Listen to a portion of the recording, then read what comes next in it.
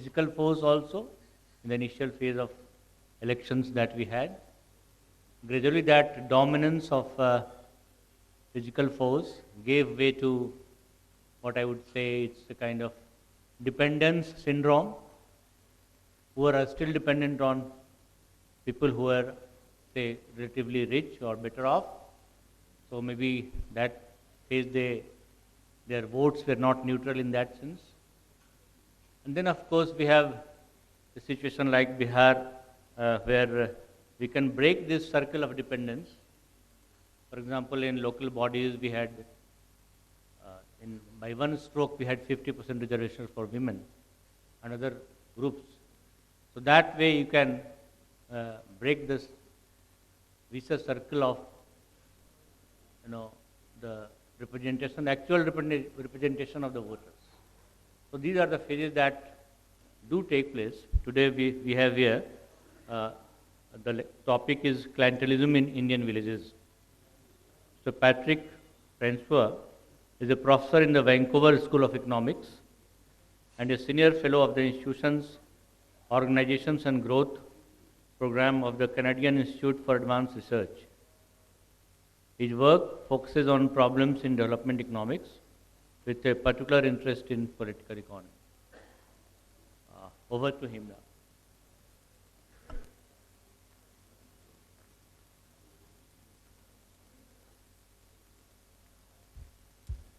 Thank you.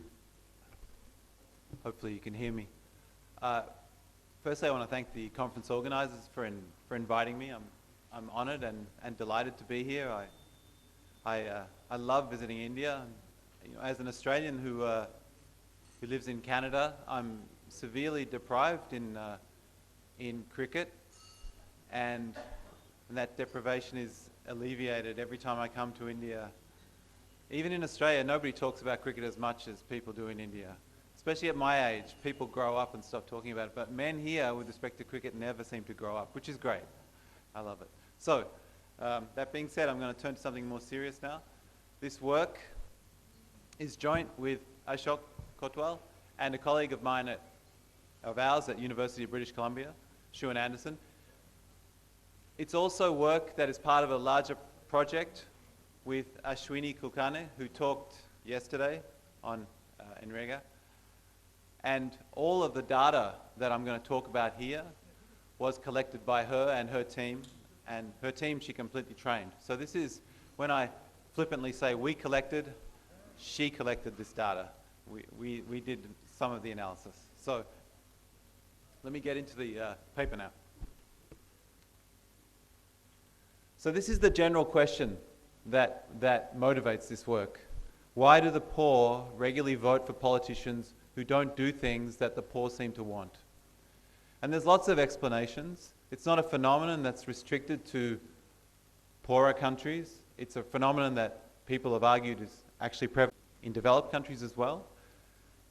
The set of possible explanations consists of these three, but this is not an exhaustive set. Maybe people aren't properly informed. Maybe there's a process of manipulation going on. Maybe the poor are just irrational. But in a particular context, and the context that I'm going to talk about here is rural Maharashtra, we see a number of things that suggest that these straightforward explanations aren't at play. So firstly, we see localized elections, and here I'm going to be talking about panchayat elections, where there are extremely high rates of participation. All of these things I'm going to give you the exact numbers for, but for now, just accept that they're very high. The overwhelming majority of the constituents are extremely poor. Pro-poor policies are freely available. You know about what these policies are. They do not come out of village resources. Politicians are community members who are elected. And there's widespread awareness of both the activities that the panchayat is undertaking and rights and entitlements. So what we should expect to see is governance that's relatively good in terms of the poor's interests. So our survey is in Maharashtra, and we surveyed 320 villages, almost 10,000 households, and this is in 2006-07 that the survey was undertaken. And again, Ashwini did this survey. These are randomly selected villages, and I'll give you a little bit more of the sampling detail later. We know two things really about Maharashtra. Firstly, that program delivery is relatively poor in rural areas. Second thing that we know is that the Maratha caste exerts a lot of influence over village politics, especially Maratha landlords. So when we were designing our survey, these are things that we kept in mind. And we're going to exploit some of the variation in the distribution of that caste and in its land holdings in trying to identify what's going on. So, the first thing that we found was a striking, in fact stunning level of democratic participation. So these numbers are almost unheard of anywhere in the world where you find non-coercive elections, so elections that are completely voluntary. We have secret ballots, clearly, high turnout in the panchayat elections. So almost 90% turnout. The 9% who did not vote, so of the 10% who did not vote, 9% didn't vote because the election wasn't contested. Okay? So we essentially got 99% turnout. The reservations are respected, so the Electoral Commission's reservations fully respected. We found no violations of that. Less than 0.2% in our household survey reported being forced to vote. People vote freely. High rates of participation in other village-level political activities. So high levels of participation in village meetings. 96% of the participants had met the Pradhan. 96% had also raised concerns with the Pradhan directly. Our surveys also suggested a very high correlation between the villagers' perceptions about what the politicians were doing, the elected panchayat members, and what they actually were doing. So, at that level, we see incredibly good indicators of democratic governance. But little evidence of the government actually working for the poor. So where would we get that evidence? So from the 73rd Amendment, we know that the poor will be... So what do we know? We know that the panchayat is going to be delivering many of these policies, should be delivering many of these pro-poor policies. And here is this list of ones that we asked about directly. Some of them are the targeted ones in the upper bullet point, and the lower ones are the non-targeted ones. So that means not necessarily for people in the BPL category, but it was largely to be used by them. So, of the 19 such policies that we asked about, on average, there were less than a third available in villages. Of the 8 BPL ones, the ones that were targeted, there were less than a quarter. The Employment Guarantee Scheme, which is the precursor to the NREGA scheme, which has been in Maharashtra for a lot longer, was available in only a fifth of the villages. So a natural question, maybe the first thing that comes to mind, is that these panchayats are simply corrupt. That they may be bringing these schemes in and pocketing the money, or perhaps they're doing things in an underhanded way, in some other way. So, firstly, the voters didn't directly report that. They felt informed about what the leaders were doing. And the leaders were reported to be individuals who, on average, were had the support of constituents. So these were the people that got the majority support. They were considered to be rated high in terms of both honesty and fairness. So the direct corruption story may be there, but at least the villagers didn't perceive that. So the hypothesis that we wanted to test here was clientelism. So this is something that people have talked about in other contexts, and certainly in this context as well, but we wanted to see if we could quantify that. And there are challenges in quantifying that, but here is what we think will be going on if clientelism is at play. So with formal political institutions that operate well, but that are usurped by a clientelist agreement between patrons and clients, so an informal agreement between the representatives and the majority, what you should expect to see is the following: that democracy is essentially working.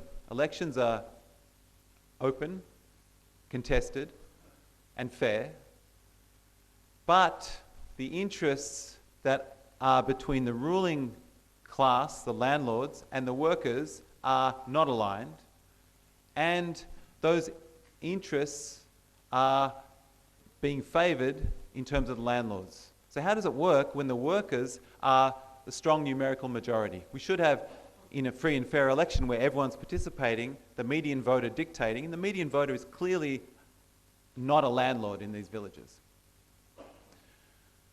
What works in a clientelism situation is vote trading.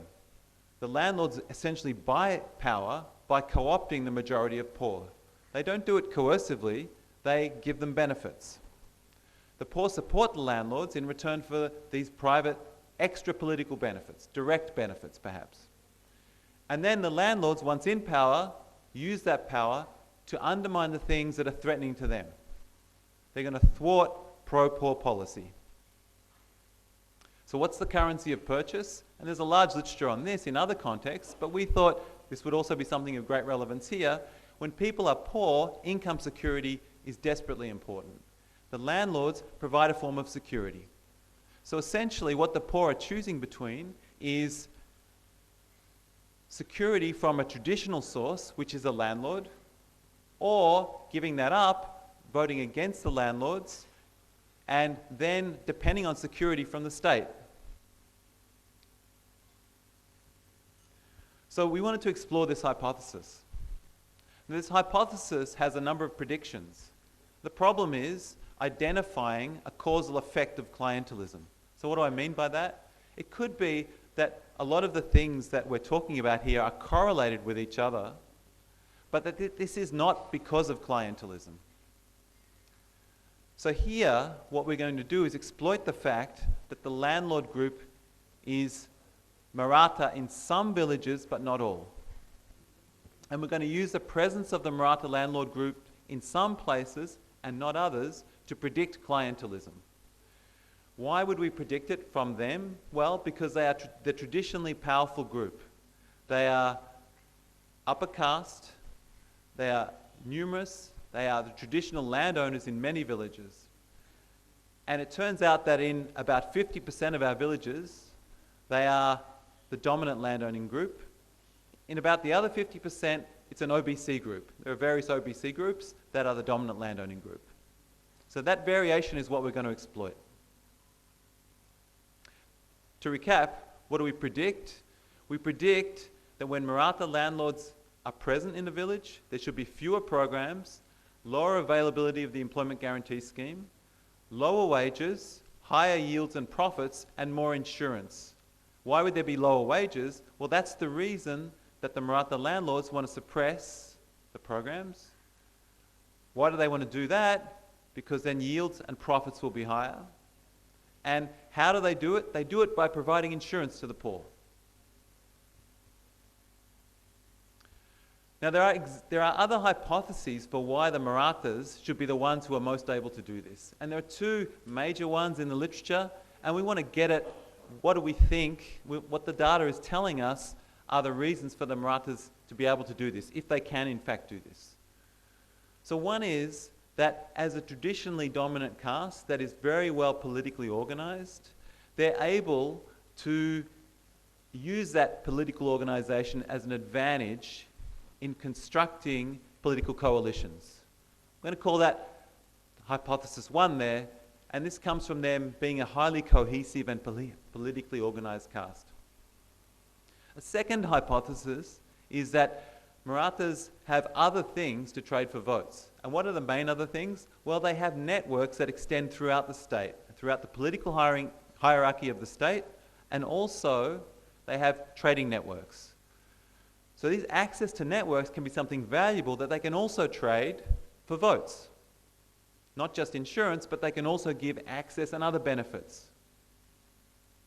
So we actually see that all traders in our sample are either Marathas or Mawadis. And Mawadis are itinerant, so they're not resident in any of our villages.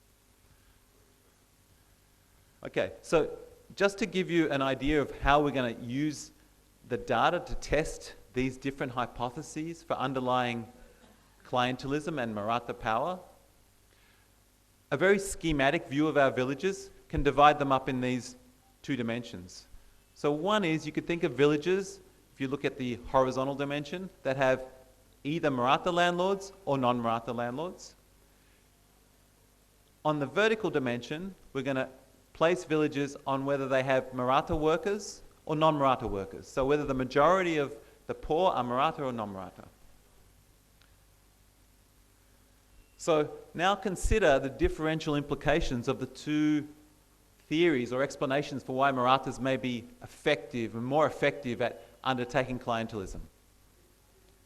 So hypothesis one, which says, oh, they have superior social cohesion, a greater ability to strike political deals, would suggest that where you have Maratha landlords and where most of the workers are also Maratha, this should give them a greater advantage. So these are the places where we should see clientelism, if hypothesis one is the correct hypothesis.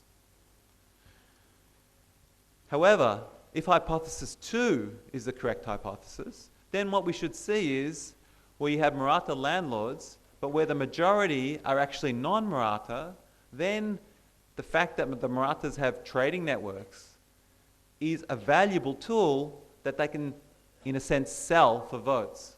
Now, that's not useful if you're selling that to non-Maratha, to Maratha workers, because they already have access. They're also Marathas.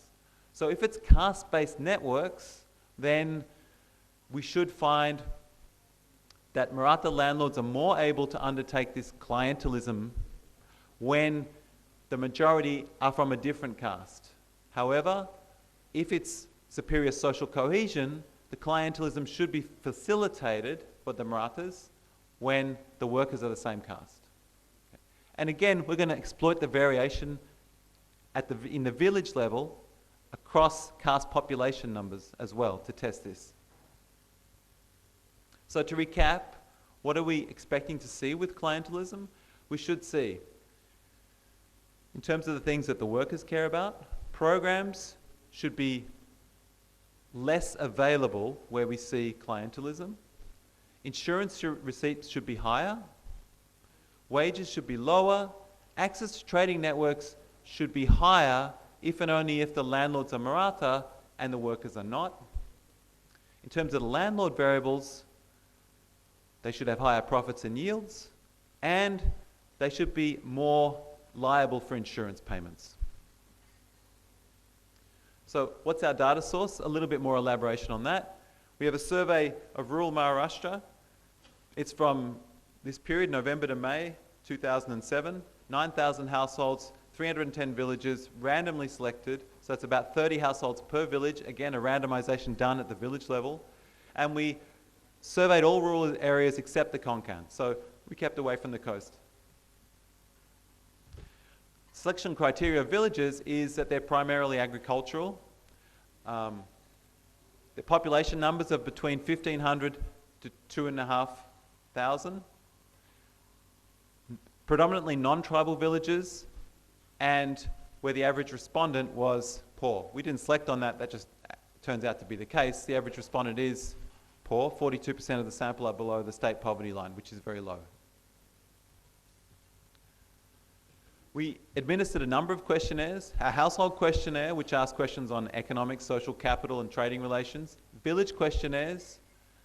Gram Panchayat questionnaires, which were then augmented by using the RTI to get information about Gram Panchayat finances when we weren't able to get it through the questionnaire. Because of our selection criteria for villages, we chose villages of this size, around 2,000. We end up having 1 GP per village in our sample, on average. And for the most part, that is the case. So, what we're going to do here is we're going to use the village distribution of caste groups, both by numbers and land holding, to try to determine whether clientelism is occurring and what the reasons are for it. So for that to be the case, these distributions should be exogenous or predetermined with respect to the things that we're interested in. So a large part of our paper, we talk about that, the historical reasons for the distribution of caste landholdings and numbers.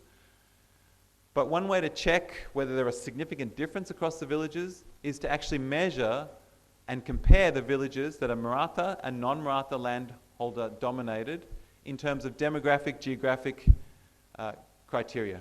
So I'm going to show you a bunch of tables, and for the most part, I'm just going to talk you through them because there's just a lot of numbers that aren't that interesting. So this number, for instance, all these numbers here, don't worry about what the numbers are, but what you see here is there are no asterisks. So what that means is there's no significant difference between Maratha land-dominated villages and non-Maratha land-dominated villages in any of these dimensions, in their population sizes, number of households, proportion SC, distance to town, etc., etc.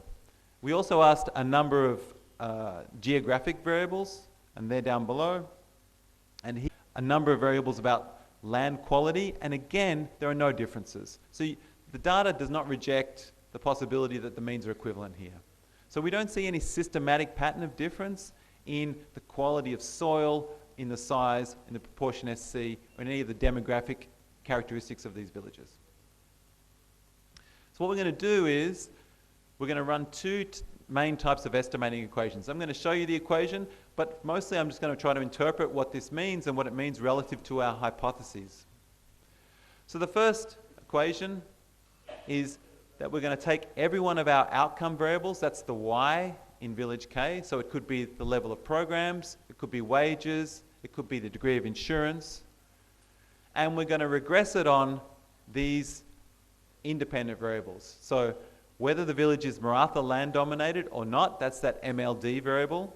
The proportion of the variable, the proportion of the village that is Maratha, that's MProp, and the interaction, that is that beta 3 is the coefficient on the interaction. So why are we putting in the interaction?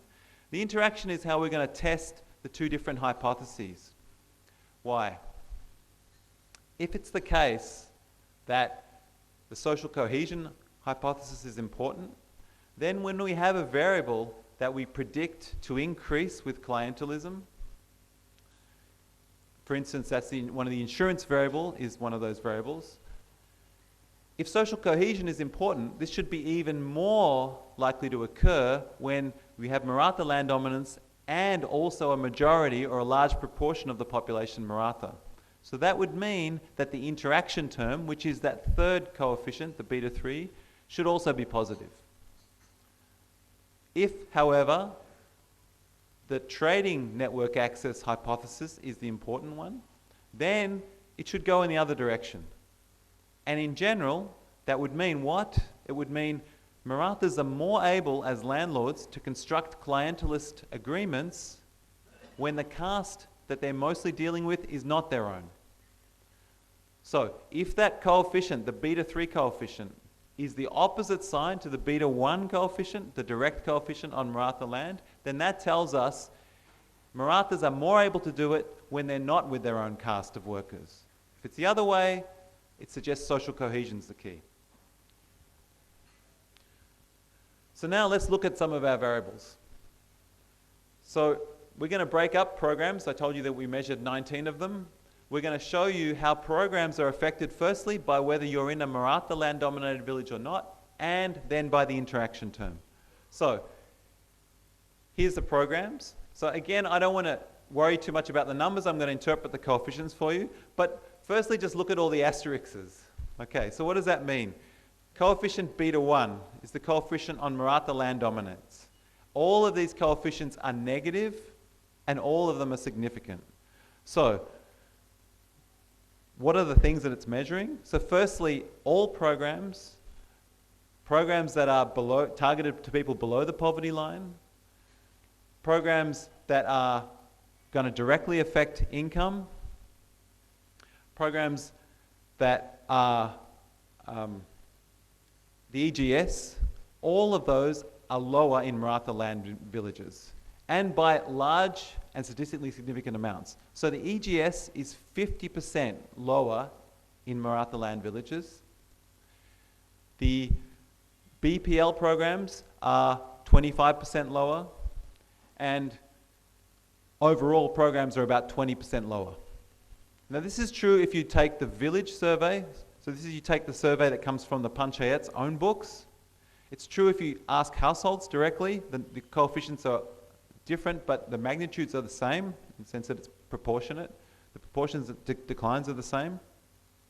It's true if you look at the revenues, taking the village Panchayat books and augmenting them by the Right to Information Acts. It's true if you look at the expenditures from the census. So this is true across the board. We're seeing declines systematically in Maratha landlord-dominated villages. Now, why is this happening? If you look at the last 5 variables, this is BDO meetings, MP meetings, and DC meetings. So what it suggests is they're also negative. So in Maratha landlord-dominated villages, the Pradhan is much less likely to meet the block development officer, the MP, or the district controller.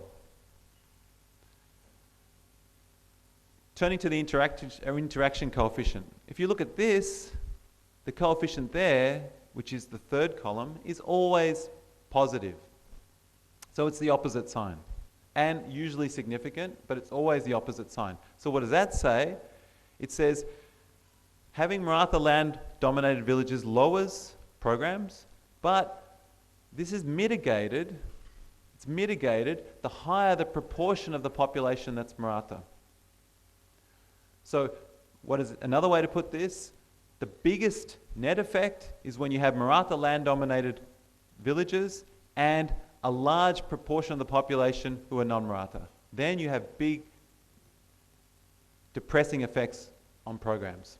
This is consistent with the network trading hypothesis and not consistent with the social cohesion hypothesis.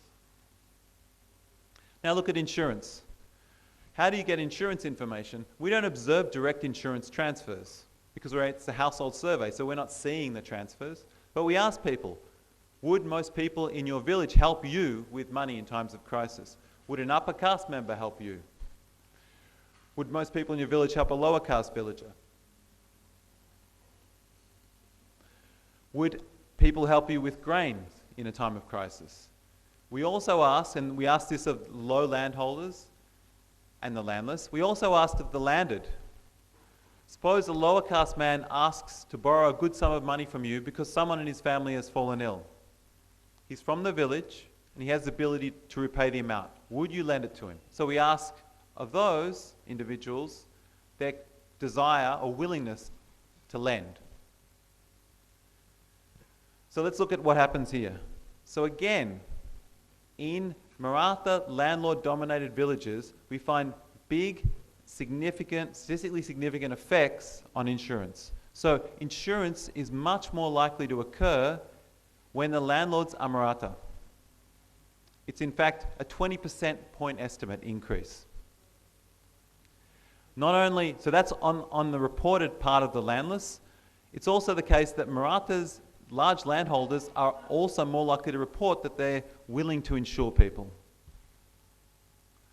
But, and this is something that would be ordinarily a very strange result, if you look at the interaction coefficient, it's negative. So what's this saying? This says that landlords, if they're Maratha, are indeed more likely to provide insurance, but if the people who are receiving the insurance are from their own caste, they are less likely. The interaction term is negative. So again, on a priori grounds, this would be very strange. But this is consistent with a network trading hypothesis. Why are they providing the insurance? They're providing the insurance to undertake clientelism. The clientelism's going to be more likely to occur when they can trade. When can they trade? When can they trade votes? They're more able to trade votes in villages where they can sell network access. So this, again, coefficient goes in the opposite side to the direct effect, not providing evidence for social cohesion helping the Marathas undertake clientelism, but instead providing evidence for the network trading access to be the key thing. So then, why are they doing it? They're doing it because they want to suppress wages. They want to raise profits. What do we see? Daily wages are much lower in Maratha landlord-dominated villages. And yields are much higher. In fact, yields are 30% higher and profits, after taking out costs, are 50% higher in those villages. Again, the interaction terms go in the opposite direction.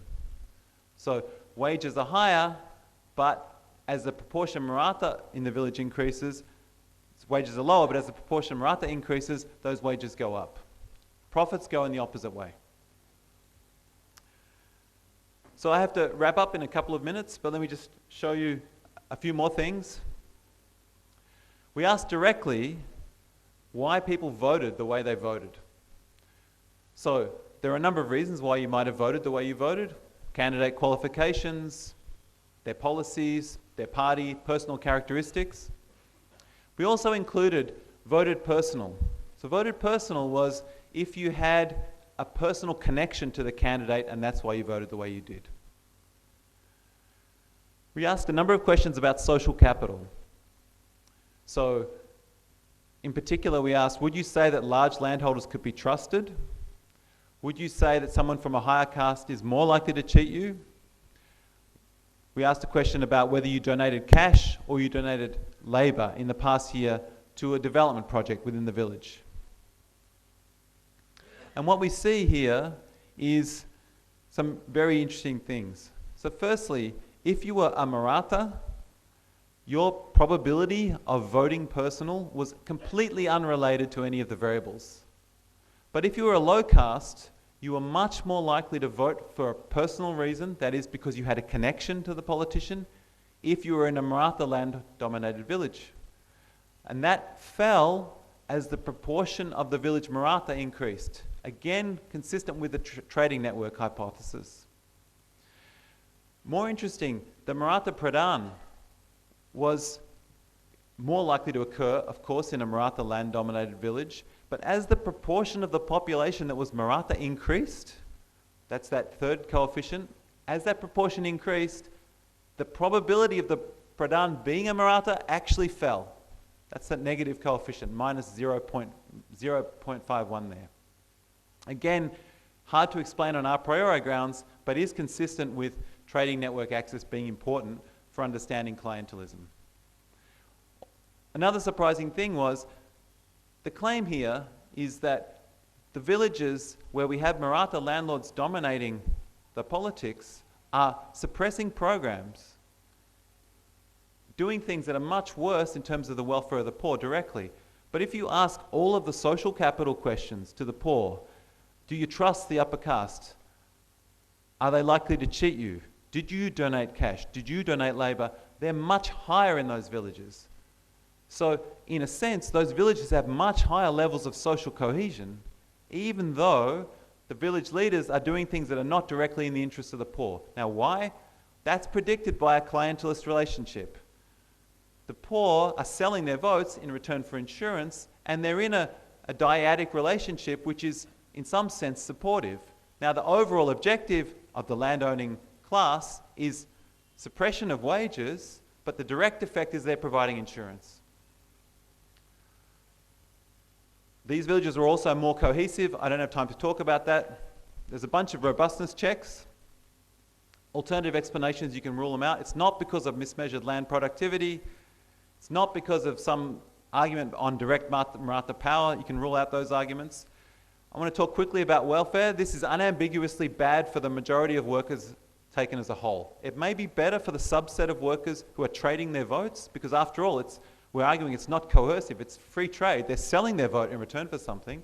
But you never have to buy 100% of votes to control anything. You buy 50%. So as long as the landlords are making take it or leave it offers, and they can because they only need 50%, there's no reason that the poor as a whole will be better off with this. Clearly the landlords will be better off. So welfare implications are pretty unambiguous here. So what's the policy implication? Let me just spend 1 minute on this. An obvious one is and I think this is related to some of the discussions that we had yesterday, is that removing this pro-poor policy discretion to a higher level of government, which is not so easily captured by these local interests, would clearly be beneficial in this context. So things that actually directly targeted the poor and bypassed the panchayat, or if they were administered at a higher level that wasn't as easy to capture by local elites, clearly that would be an implication here. There are other side effects of that. Some of them would be negative too, but in terms of the direct programs that we're seeing, seems to make sense. Another one, and this is maybe a little bit more controversial, is if you accept that these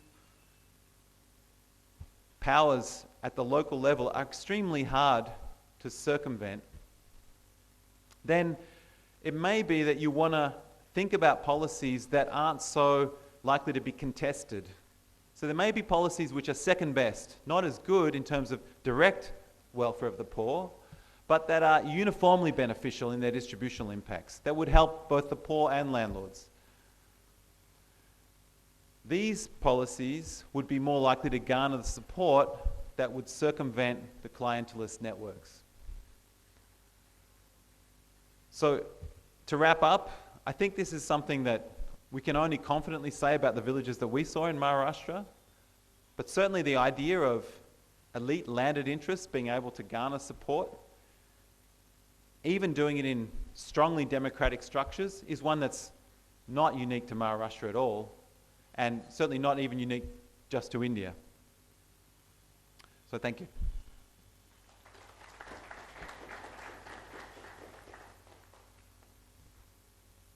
You got the academic explanation of what we have been seeing here in Patna for quite some time now. Elections are complex, voting is more complex, and the result of elections will be much more complex. That's some theoretical and academic understanding of that. Any questions or any brief comments? Yeah, please.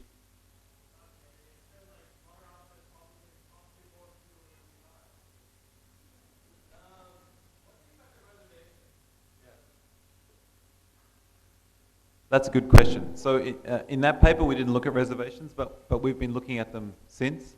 And just to briefly give you the outline of the results there.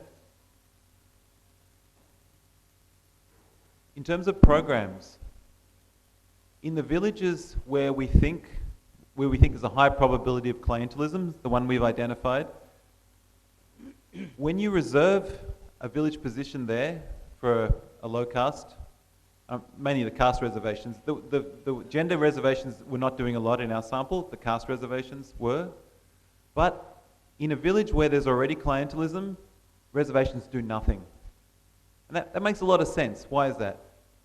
In clientelist villages, the landed caste have already bought off the poor. So if you give a reservation to the poor, they're already represented in politics by the landed caste. They've bought it in return for some other extra political deal. Now, if you give them the position directly, that doesn't change the underlying reason for the transaction. They'll still sell their vote for the same reason that they were selling it in the first place. Where we see the reservations having bite is in that are not Maratha land dominated, or in the villages, and that's where we've got OBCs and an SC gets the reservation. That changes things. Or in some of the villages where we have Maratha land dominated land holdings, but the population are also predominantly Maratha. Those villages don't vote trade very well. Within caste, vote trading doesn't happen as much, strangely.